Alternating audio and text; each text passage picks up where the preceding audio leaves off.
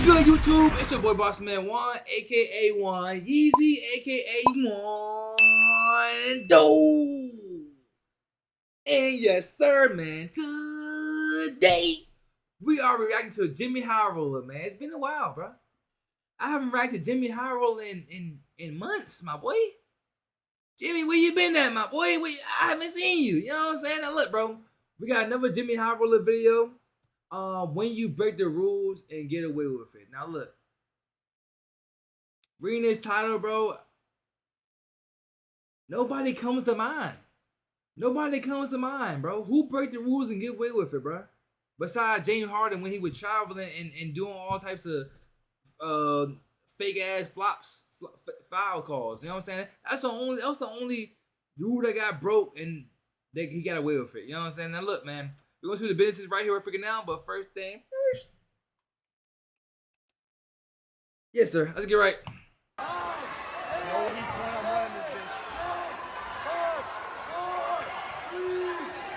Is he clutch? Travel.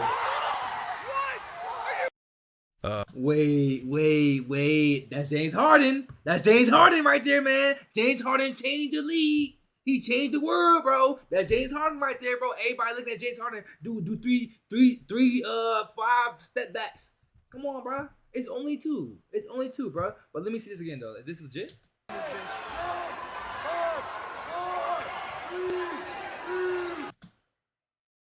Wait, that's whoa. Wait a minute. That's clean, though. Hold up. Wait, is that clean or maybe my mom might be playing tricks on me, bro? This is clean in the NBA because they changed the rule. Hold up, bro. How did he used to do it?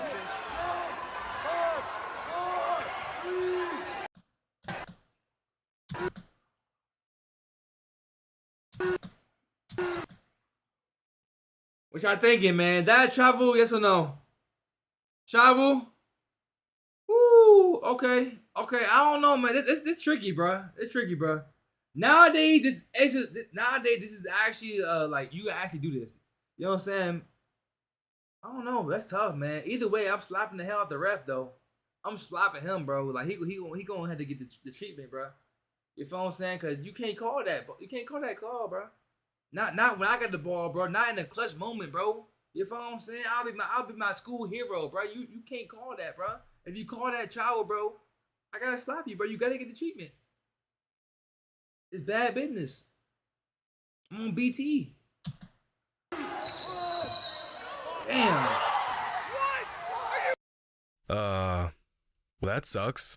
Game is all tied up with seconds left on the clock, and this kid pulls off every hooper's dream of knocking down a game-winning three-pointer at the buzzer, just to have it called off by the ref. And most basketball fans who saw this video agreed that this move was in fact a travel. As tragic as this call was, it was the correct one. But if this is a travel, then so is this, and this, and this, and this, and all of these. NBA players don't have to follow the rules. I mean, they used to, but they don't anymore. Because according to them, they don't have to. Amen. Video. Amen. You know we gotta skip these, bro. You know we gotta skip these, you know what I'm saying? One day I could be like this, you know what I'm saying? I could put an ad in there, you know what I'm saying? Sponsorship, you feel me? Yeah. I feel good. Placing a $5 wager. That's I would expect y'all to skip this video too. 2019, on the Raptors' road to a championship, Kawhi Leonard hit one of the greatest shots in NBA history. It's off the line. Defended by Simmons. Is this the dagger?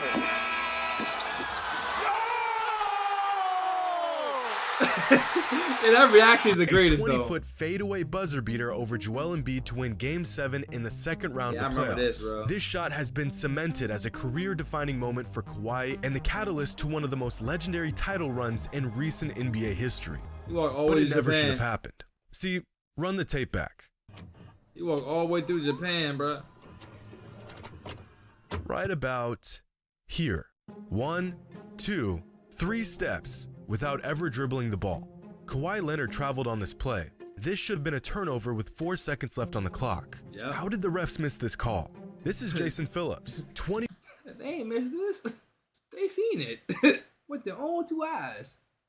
They seen it and said, okay, that's Kawhi Leonard. The ball, the clock is ticking down. Yeah, let's see how this plays out. This man been a ref for 21 years. This man been a ref since Wilt Chamberlain. Amy and tell me he don't know a difference between a travel and not a travel. Yeah, okay. 21-year vet as an NBA official. He's repped over 1,100 games. He's looking right at it. He must have just not seen Kawhi take an extra step, right? He's talking right there too, He just didn't want to be the guy to call a travel on a mega superstar in a Game 7 of the playoffs. Yeah. Either way, the call was missed, and the Raptors now have a championship banner hanging in their rafters. That is true. But this isn't the first, nor the last time a player has gotten away with breaking the rules in a crucial moment. This Stephen Curry dagger in the 2019 playoffs against the Rockets was a carry. You can see it right here. He dribbles, does a hop step while carrying the ball, then crosses over. This should have been a turnover. Nah, he had that. Yeah, ain't that bad. Ain't that bad. He did carry, but you know what I'm saying? These are humans, bro. They can't be all perfect. You know what I'm saying? But technically, if you want to be like robotic, technically that is a travel. You know what I'm saying? Technically that should have been called, but a smidge bit. That wasn't too bad. You can't call everything, but like the blatantly obvious stuff that goes on in the NBA, like consistently, bro, they just don't call it at all. About Devin Booker's game-winning shot in the 2020 playoffs against the Clippers, one of the highlights of his career. Well, that shot came off of a travel. Just look for yourself. 1, 2, 3 steps. Picks up his pivot foot. Yeah, hold up. Go back and look at some of the best displays of footwork and handles over the last half-decade, and you'd be blown away by just how many moves NBA players use on a consistent basis that involve traveling and carrying. It's shocking. At least from a fan's perspective it is, but to the players, this is all part of the game. A few months ago, a fan shared a clip of Ja Morant conjuring up one of the most egregious travel and carry jobs you'll ever see. And this fan did not hold back, saying Ja Morant carries the ball on pretty much every possession, and it never gets called. Right below this post, Donovan Mitchell chimed in with 4 simple words: "We all do it." And Mitchell is right. Nearly every single perimeter player in the NBA travels or carries a lot. Not in some inconsequential way, not every once in a while. It happens all the time, every game, especially in ISO possessions where you'll see players bend and break the rules virtually every single time. True. Now these travels and carries are not to be confused with the 0 step. I mean, if you was to call every single time, bro, there wouldn't be no game. All right, it just wouldn't be no game, bro. They want more scoring, so they're not gonna stop the flow of the game, bro. That's the flow of the game right there, bro. You feel what I'm saying? It just flows well. That's why they allow the carry, because it flows well, bro. They can get to their spot faster. They can cross over faster, better. That's why they want more scoring, bro. You feel what I'm saying? Like they wasn't doing this back in the day because, bro, they actually played the game. They actually played the game of basketball within the rule books, okay? They took 2 steps. You take more than 2 steps, it's a travel. It's that simple, man. Now these motherfuckers don't know, like taking 3 steps backwards is not travel. Since when? All of a sudden, it was just fine for them to do that. They want more scoring, bro. The NBA is like, it's a lot of great players in the NBA, but they gotta be entertaining as well, bro. You know what I'm saying? It's broadcast internationally, bro. The whole world sees it and loves it. So that's what they want to put on, bro. They want to put on a show. Or gather step that has ran rampant over the last half-decade. Popularized by James Harden, if a player times their gather step well enough, they can get away with an extra step on their way to a shot. What the hell? All right, I'm done pausing. My bad. I'm sorry. Play right here, where Terry Rozier gathers the ball at the exact moment that he takes his gather step, which allows him to take 2 more steps without getting called for a travel. This also applies to most step-back jumpers. Gather, 0 step, 1, 2. We aren't talking about these moves. We're talking about moves like this. When did they change Ja Morant dribbles, takes 1 step, 2 steps, 3 steps, carries the ball, and then takes a 4th step before dribbling again and finishing at the rim. And you may think, this move right here, this is an outlier. But it's not. Moves like this happen virtually every other possession in the NBA. Take this play by Jordan Poole. He's coming off a dribble. 1 step, 2 steps, 3 steps, 4 steps carries. before he dribbles again. But wait, he's not done. He burns Jordan Clarkson on the in and out. Dribbles, takes 1 step, 2 steps, 3 steps, 4 steps. That's 2 violations in the same combo to create space from his defense.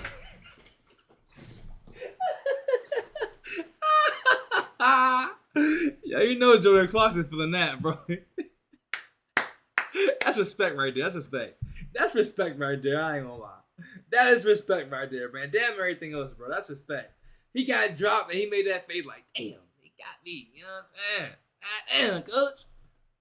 That's 2 violations in the same combo to create space from man, look at man's face, bro. His defender. This is an epidemic. Said, but if everyone does it, then why should it matter? The game has changed. Clearly the refs don't care, so why should we? Well, take this play by Kemba Walker. Oh, Walker, a little shake and bake, throws it up and Robinson. Walker's got Sadiq Bey on an island, so he hits him with a quick pullback to create space. This is fine. Walker's got separation and an open shot. But no, he takes 1, 2, 3, 4 steps while carrying the ball, forcing Sadiq to close out, and then he blows by him. As a defender, if you see the offense take 2, even 3 dude, he did a step back. Steps backwards, you know they have to commit to a shot or a pass. They have nowhere left to go. They've used all of their steps. But when the offense can just suspend the ball indefinitely, it's called a hezzy though. It's called a hezzy though. Like that's clean. And just take another step to blow. That's clean though. Like hold a high roller. That's clean. That's clean, my boy Jimmy. That's clean. That's called a step back hezzy, and you blow past him, bro. You know what I'm saying? You never stop dribbling the ball.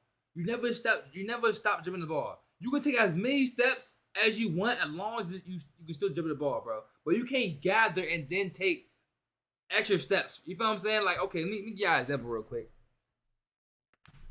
So look, so some of y'all don't play basketball, so some of y'all do not really know the do's and don'ts of basketball. Real basketball. You know what I'm saying? Real basketball. You feel me? Within the rule book. Alright, so look, bro. You got a ball in your hand. I should bring a ball out, but I ain't gonna do all that. You got a ball in your hands, bro. You're dribbling the ball, bro. You feel what I'm saying? You dribbling the ball. Boom, boom, boom. You step back. Okay, you step back. Boom. You step back. You ain't never hold on to the ball. All you did was a step back, hezzy. You hezzy them. You still haven't gathered the ball. You just step back and hezzy. Okay? You are able to put the ball back on the floor. Okay? If I do a step back, I dribble the ball, I step back, hezzy, I can still dribble the ball, bro. You feel what I'm saying? Some of y'all don't know that because some of y'all don't really know ball, but that is clean. Okay? That is clean. I do that all the time, bro. You know what I'm saying? It always fools them. You know what I'm saying? I do a little step back, look up, you know what I'm saying? You gotta play it out. You gotta really fake it good. You gotta be like a Michael B. Jordan type of guy when you know what I'm saying, doing roles and playing roles and stuff like that, being an actor. You know what I'm saying? You gotta play that, you gotta sell it. You feel me? They gotta really believe that you out there about to take a shot, bro. Whole time you just doing the hezzy. You know what I'm saying? You get them to jump up in the air, you blow past them. Easy bucket. If you get at layups. Some of y'all not good at layups, you know what I'm saying? But hey, man. Festival on the building. This is my IQ with y'all boys. Simple basketball. Right past you, how exactly are you supposed to defend and just take another? But one more time, y'all. One more time. Commit to a shot or a pass. They have nowhere left to go. They've used all of their steps. But when the offense can just suspend the ball indefinitely and just take another step to blow right past you, how exactly are you supposed to defend this? It's the same general concept being used on most of these moves. Whether the player is using a 0 step, a pocket dribble, a hesitation, most of the time, these moves are breaking some sort of rule. No, it's not. That's clean. Dribble, a hesitation. Like what Curry's doing right here is clean because he never had the ball in his possession. Like he never went out for a shot. Used on most of these moves. For a gather. Whether the player is using a 0 step. That right there, you can't do nothing else. The ball is in both of his hands. He cannot dribble the ball at all again. He has to shoot it. That's his only option. Shoot or pass the damn ball. That's it. Or break the rule. A pocket dribble. Hesitation. Most of the time, these moves are breaking some sort of rule. And when the defense sees a player hold the ball like this, they know they can close out strong because they know the offense either has to shoot the ball or pass the ball. It's a hesitation. It's a hezzy, bro. It's a hezzy. See, JxmyHighroller, he might not be out there in the streets playing ball, man. He might not be out there in the hood playing ball, man. But this is legit. This is legit. I use it all the time, coach. You know what I'm saying? They can't stop it. You know what I'm saying? Sometimes step back, do a little. You know what I'm saying? I might actually shoot the ball. You know what I'm saying? Put it between the eyes. You feel me? Or I might jog to the cup. Do a little Euro step while I'm on it. While I'm on the way. Ball. Or at least they used to, before moves like this became perfectly legal in the NBA. And there lies the problem with players being allowed to use these moves in games. That's a hezzy! Back in the late 90s and early 2000s, the league made an example out of Allen Iverson by having officials go out of their way to call carrying violations on him. Moves that by today's standards would be considered fairly simple and textbook were constantly being called as travels and carries. Just look at this call right here.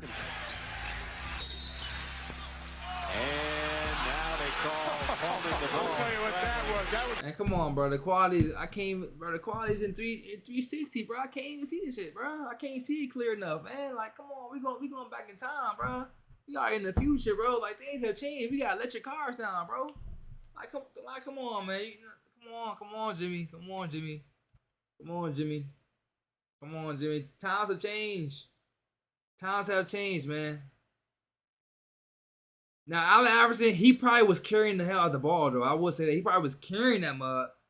He probably was carrying it, but, like, taking extra steps, I don't think so. But he probably was carrying it. Though. I don't carry. I don't carry the basketball.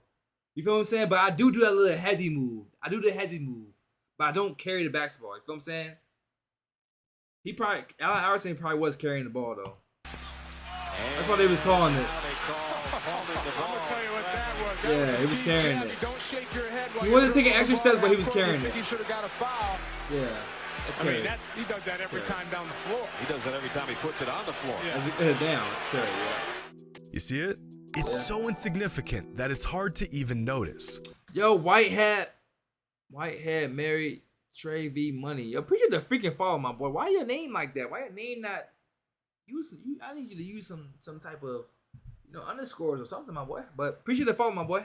But this move right here was called a carry back in 2001. It's a carry, Here's though. another clip from the late 90s. And just listen to how the commentators talk about Allen Iverson's game. I can't see though, man. Like, what am I looking at, bro? Bro, it's a filter on this thing, bro. They got a filter on this game right here, man. We can't go back in time and look at this, bro. Look at this. We can't take this and use it as an example, bro. Times has changed since then. This is Michael Jordan's days. These are Michael Jordan days, man. Bro, we not in those days no more, man. It's a filter. It's a cartoon filter on the TV right now, man. Anything you pull from these days, bro, is invalid in today's game. For sure. My eyes hurt looking at this. Down the lane, put it off. Hendrickson with the rebound, puts that one in. Let's see if you can see this, John. Let's watch Allen Iverson with the ball handling and see if you think this is close to a carry. Allen Iverson was carrying the ball. I mean, look at that. Yeah, he's carrying the ball. Yes, he is. You can't make that move and not carry the ball. Right? Again, by today's standards, what Iverson is doing here isn't even worth noting. In fact, in 2022, this is fundamental basketball. But 25 years ago, this type of ball handling was considered borderline street ball. That is street ball, man. You go to the hood, they saying that's a carry, 24/7. You can't get away with doing that, bro. Not gonna lie. You go outside playing basketball, bro. They even call that outside. They would call it carry quick, bro. You know what I'm saying? These guys would have had a stroke if they saw what players today got away with. When you can bet. These guys would have had a stroke if they saw what was considered borderline street ball. These guys would have had a stroke if they saw what players today got away with. When you can bend the rules and even outright break the rules to manipulate the defense and score buckets, the game completely changes. 20 years ago, there were only 8 players in the entire league that averaged over 23 points per game. Every single one of them were all-time great players, and only 5 of them were perimeter players. Fast forward to 2021, and a whopping 22 players averaged at least 23 points per game league-wide, and 16 of them. They want more scoring. That's what it comes down to, man.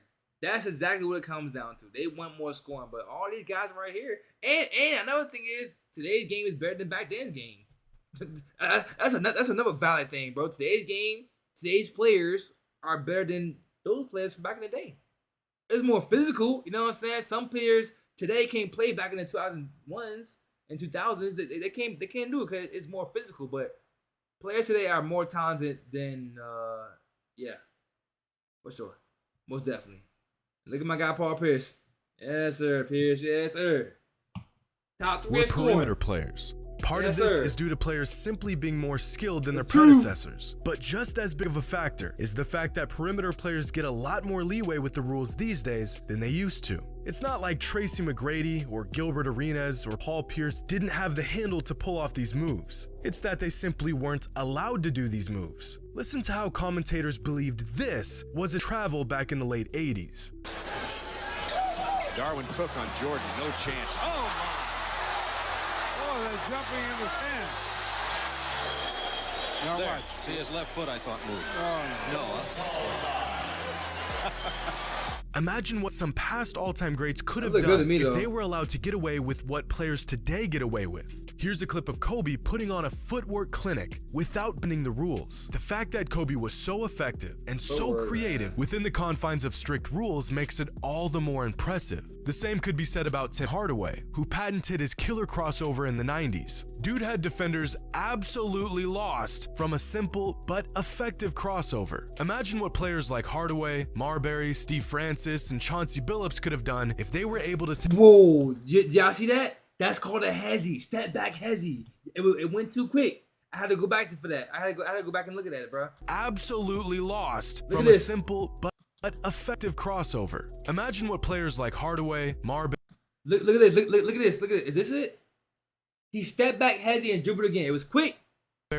Steve No, it was Steve Francis. Look at this. He stepped back hezzy and dribbled again. Same thing Kemba Walker did. Look at this. Look at this. Francis, He dribbled back. Hezzy got him up off his feet and Chauncey. and dribbled. Come on, bro. It's the IQ, man. I told y'all boys. They was even doing it back then because it's legal.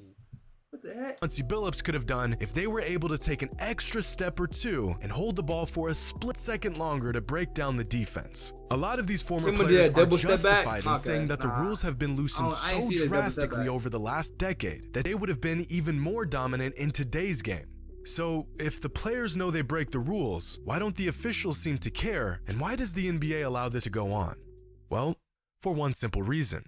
It's exciting. Is there anything better than a crossover that sends a player flying 10 feet in the wrong direction? What's more exciting than a well-executed hezzy that makes a defender look a show, absolutely man. foolish? Looser rules Not means Globetrotters, more but it's a action. show. More action means more points. More points means more superstars. More superstars, the more marketable the product is. Exactly. Last season, the NBA clamped down on some rules that, for once, would favor the defense and punish bad offense. One of those rules was to crack down on intentionally baiting foul calls while shooting. Yeah, that's and bad basketball. instantaneously, players across the league saw a massive dip in their offensive production. Some fans enjoyed this change, but a lot of players didn't. And so the NBA loosened the rule again and scoring shot right back up. Looser rules makes good players look like great players. It makes slightly marketable talent into extremely marketable talent. See, That you boy or down. I could never pull off this move without being called for every violation in the rulebook. That's facts. But we're not in the NBA. And don't get me wrong, not every highlight move you see in the NBA is a violation of some rule. Look at this madness from Jordan Poole right here. There's a lot going on, and not once does he travel or carry. Here's some more witchcraft by Kyrie Irving, where he shreds an entire defense and does it completely clean. It can be done. But when it isn't, most fans in the league as a whole are more than willing to turn a blind eye to it. Because what Allen Iverson proved 25 years ago still remains true to this day. And a foul will Yeah, fall the on GOAT, Judd man. Buchler. Lou Canellis is The sitting GOAT right by. there. What do you got, Lou? I wanted to add something on Iverson's move. They have called it a number of times here in the league, and that's why the guy's averaging almost 5 turnovers a game, Tom. But also take into account this. That is his signature move, and if he is going to be truly one of the up-and-coming stars that's going to represent the league, they're going to let him get away with it more times than not. Exactly right. I think that dribble there is a carry every single time he goes to the basket. But Like I said, it's his signature move, and they're going to let him get away with it. Hey, they said it though. They actually said it. That's facts. That is fact. That's a move. We won't let him do it. But that's crazy. And this is back then when AI was playing. Damn. This is the 90s. When AI get drafted? 90s or 2000s? I don't know. I want to say late 90s. I think late 90s, but probably early 2000s. But damn, this is definitely facts, man. Wow. Wow, that's spooky. That's spooky, man. Great video as always, bro. Hey, man, that's the end of the video. Hope y'all enjoyed. If y'all did, make sure to like, comment, subscribe to your boy. We out here, man.